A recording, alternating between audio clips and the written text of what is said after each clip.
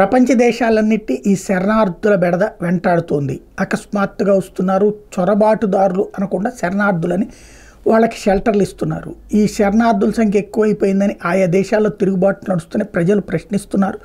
సమాధానాలు చెప్పలేనటువంటి పరిస్థితి ఉంది. ఈ దశలో ఒక కీలకమైనటువంటి అడుగు పడుతున్నది. తాజాగా రెండు నాటో దేశాల మధ్య గొడవ. Poland, Germany.